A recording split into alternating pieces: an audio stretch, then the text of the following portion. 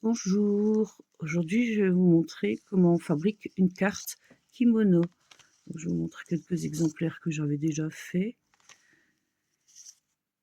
C'est très facile à faire, je vais vous montrer. Donc là, modèle un peu plus enfantin.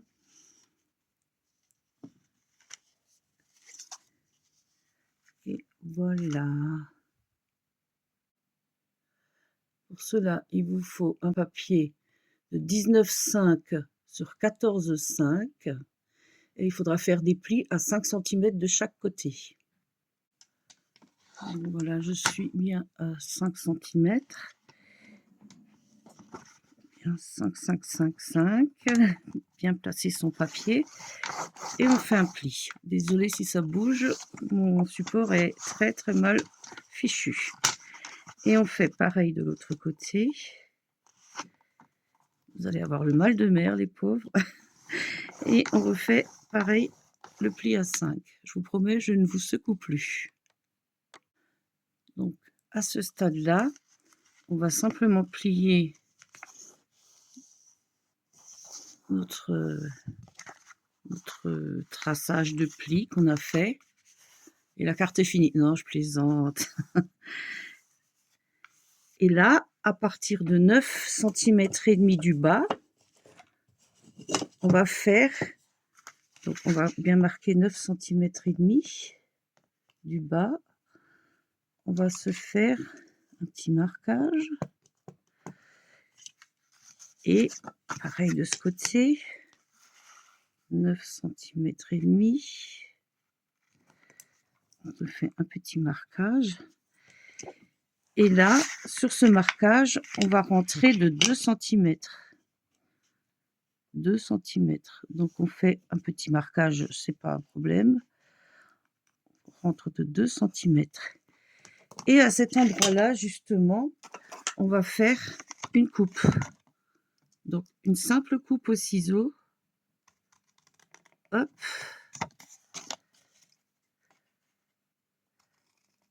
Et hop. La carte est finie. Non, toujours pas. Après, on refait un petit marquage en bas de 2 cm aussi.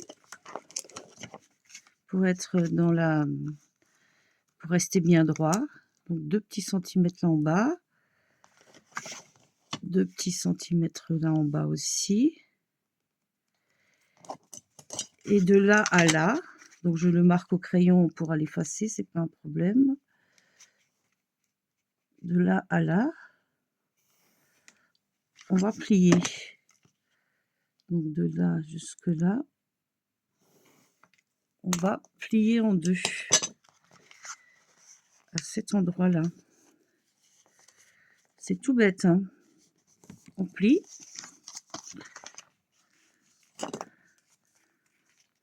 Et on plie. Et là, vous voyez déjà la forme du kimono. Sauf que ces plis qu'on vient de faire, on va les rentrer. Et là, on a le kimono qui se forme. Donc ces plis-là, on va les rentrer. Votre kimono est terminé. Pas tout à fait, on est d'accord. On peut arrondir les angles là-haut, c'est pas une obligation. Par contre, ici, on va faire un petit pli pour faire le col. Donc on le fait un peu au jugé. On le fait un tout petit peu au jugé. Et vous avez déjà votre col de kimono. Il reste maintenant à faire une ceinture. Alors pour la ceinture, j'ai pris une chute, mais vraiment une chute de papier qui me restait d'un autre papier. Elle va pas forcément avec, mais ça fait rien, c'est pour vous montrer. Elle fait environ 13 cm.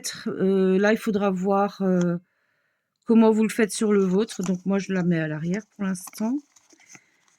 Et on va croiser.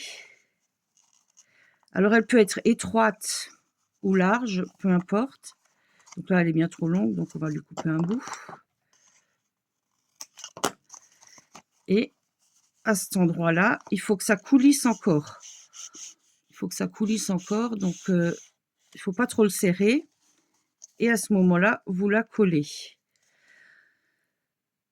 Déco au choix, on le fait la déco par-dessus le collage pour que ce soit absolument invisible, qu'à l'arrière ce soit lisse, qu'il y ait pas de point de colle et cetera. Donc vous ferez votre collage ici. Petite astuce, si vous voulez y mettre une carte cadeau, les cartes cadeaux rentrent pile poil à l'intérieur, ici, et dans ce cas-là, il suffira de mettre un demi-cercle par exemple que vous collez juste en bas pour faire un taquet pour que la carte reste bien à l'intérieur. Si vous voulez faire un message, un mot, un papier, il faudra bien sûr le couper de la taille en largeur qui fera 5,5 au maximum et 9 de longueur parce que si vous dépassez 9, on va le voir dans le col. La carte cadeau, elle rentre, ça se plie. On peut fermer donc notre belly band ou la ceinture de kimono comme vous voulez. On pourra bien le fermer sans problème. Personne ne verra qu'il y a une carte cadeau, sauf quand il ouvre, ce sera la surprise. Et voilà, je vous ai tout dit. C'est une petite carte cadeau que j'ai... L'idée m'est venue par Miss Miu Miu. J'avais récupéré son idée. Sauf que j'ai juste un peu changé ses données puisqu'elle faisait un pli jusqu'en haut et du coup la manche pliait. Et moi je préfère quand la manche elle reste bien à plat. C'est la seule différence. Sinon, le modèle est made by Nanou. Allez, bonne journée.